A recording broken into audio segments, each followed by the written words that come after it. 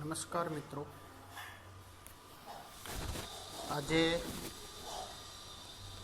આપણી પાસે સપ્ટેમ્બર મહિનાની સામયિક મૂલ્યાંકન કસોટી બધા પાસે પહોંચી ગઈ છે.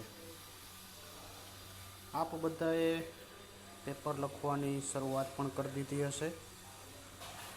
તો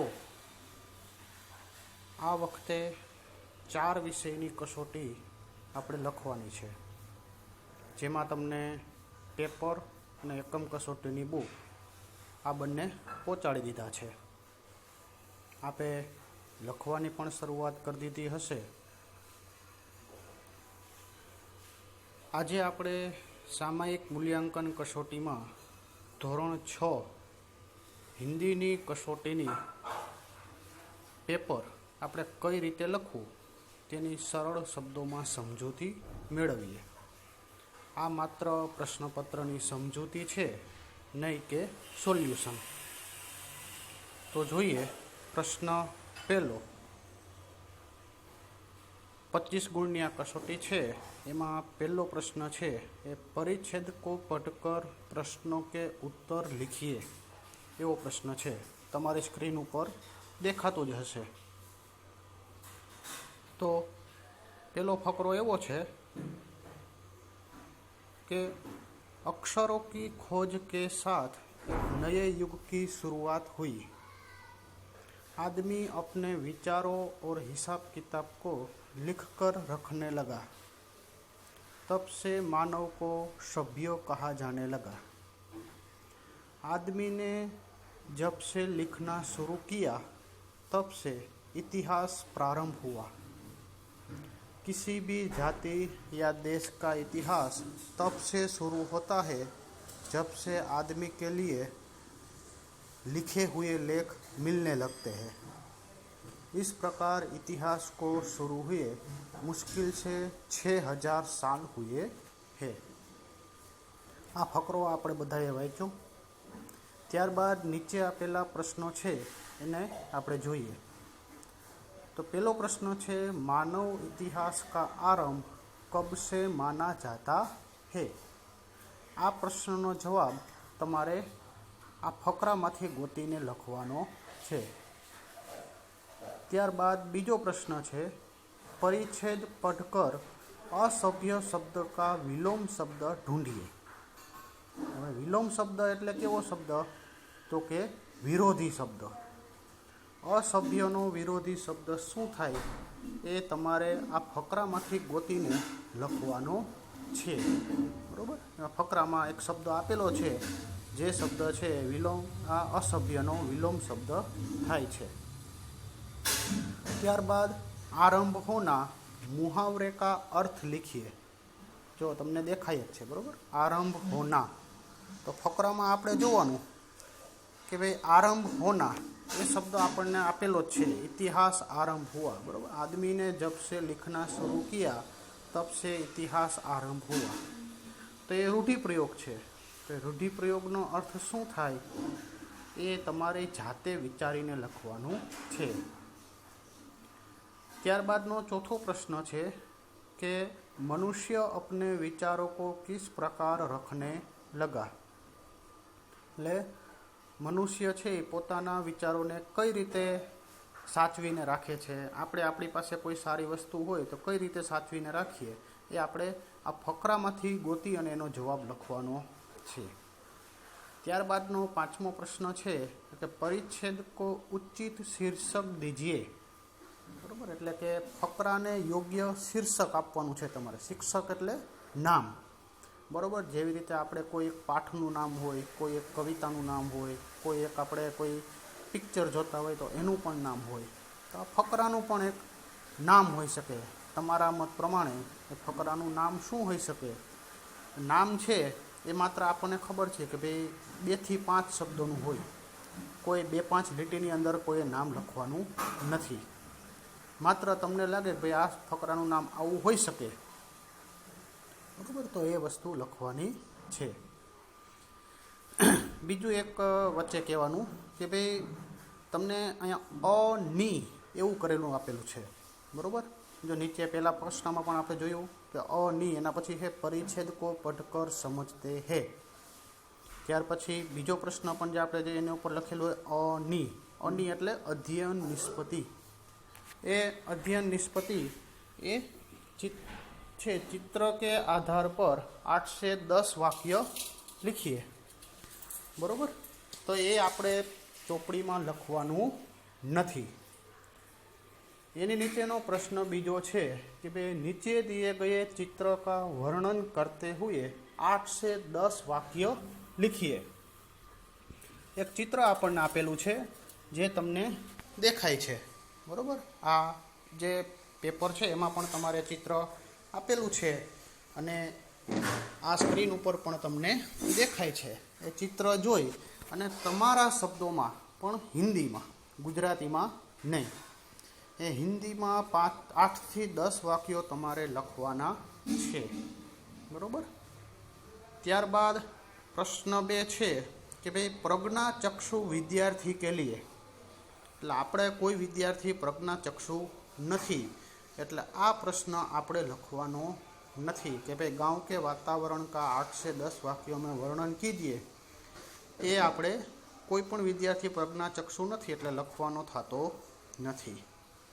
એના પછીનો પ્રશ્ન નંબર 3 છે કે ભાઈ સૂચના અનુસાર ઉત્તર લીખીએ, એટલે કે સૂચના મુજબ જવાબ આપણે લખવાના છે.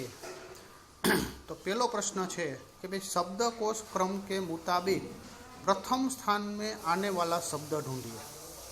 बराबर, पहला स्थान पर क्यों शब्द आवशे ए एक ज शब्द आपणे लखवानो छे. तो 4 शब्दों आपने आपेला छे, कक्षा, अजगर, मंदिर अने मनुष्य.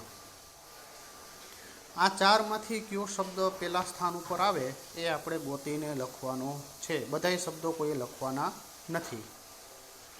बीजो प्रश्न है शब्दकोश के क्रम में लिखिए, એટલે આ પ્રશ્નની અંદર આપણે કે બધા શબ્દો શબ્દકોશના ક્રમમાં ગોઠવીને લખવાના છે. તો પેલો છે ક્ષમા, જ્ઞાની, કાગજાત, ગમલા, અંબર, આંગણ, કક્ષા અને મનુષ્ય. બીજું છે ભારતી, કક્ષા, મનોહર, રામાયણ, ધન, જગત, અજગર અને મંદિર. તો આ બે છે આપણે શબ્દકોશના ક્રમમાંથી આપણે એ રીતે ગોઠવીને લખવાના છે. તો શબ્દકોશનો ક્રમ કઈ રીતે લખવો એની થોડીક માહિતી હું તમને આપી દઉં, કારણ કે તમારા માટે થોડુંક નવું છે.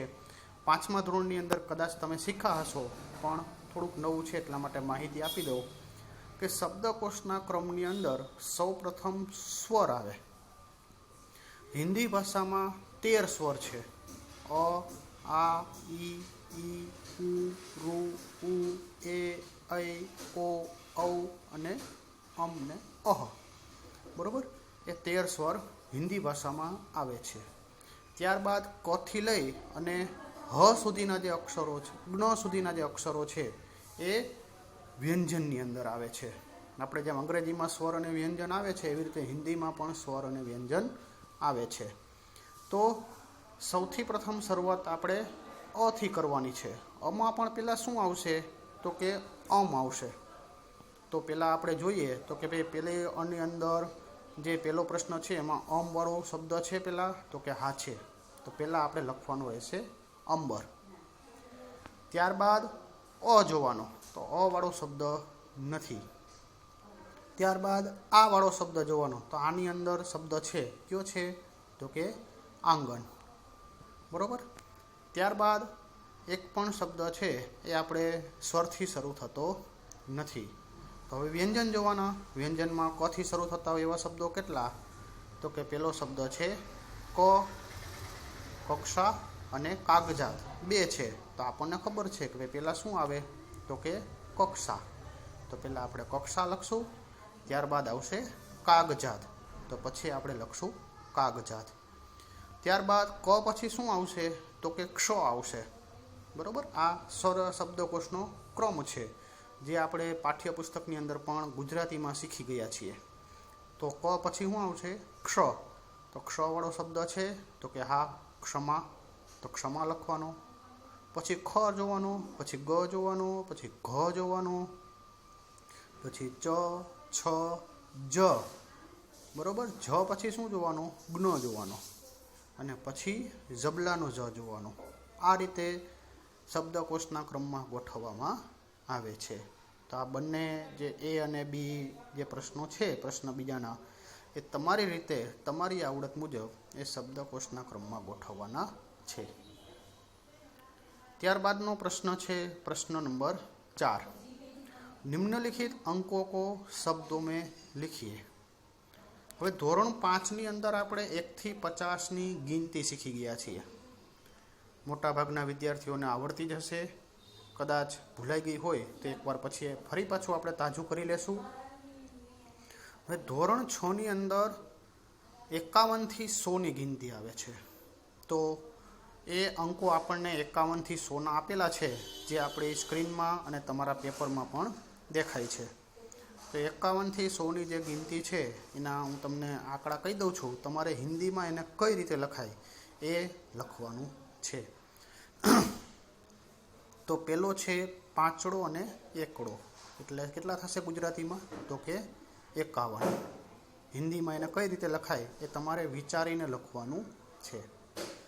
બીજો છે છગડો અને નવડો, મતલબ કે ગુજરાતીમાં એને કહેવાય 69. તો 69ને હિન્દીમાં કઈ રીતે લખાય એ તમારે લખવાનું છે. ત્રીજું છે 7 અને 5.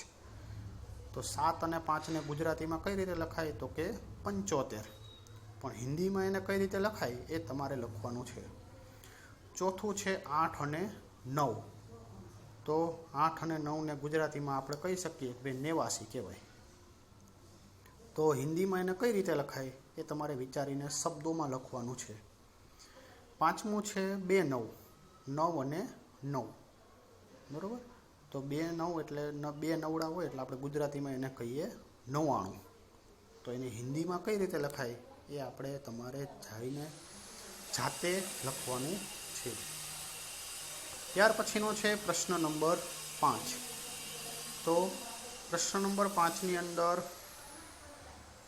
निम्नलिखित शब्दों का वाक्य में प्रयोग कीजिए એવો સૂચના આપણને આપેલી છે.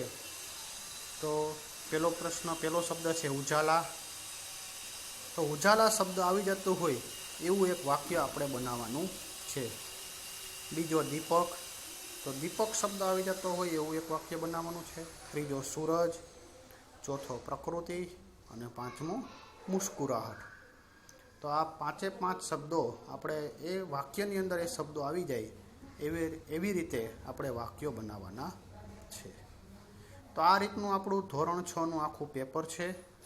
દરેક આ વિડીયો દ્વારા તમને આ પેપરને સરળ શબ્દોમાં સમજાવવાનો પ્રયત્ન કર્યો છે, અને મને આશા છે કે તમને આ પેપરમાં લગભગ સમજાઈ ગયું હશે.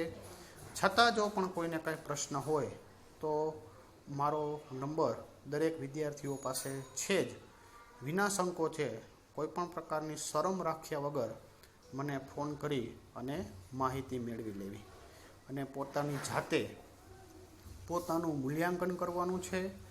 સારા અક્ષરમાં પેપર લખવાનું છે, અને વ્યવસ્થિત રીતના એ આખું પેપર ભરી અને ત્યારબાદ ચેક કરવા માટે આપણે આપવાનું છે.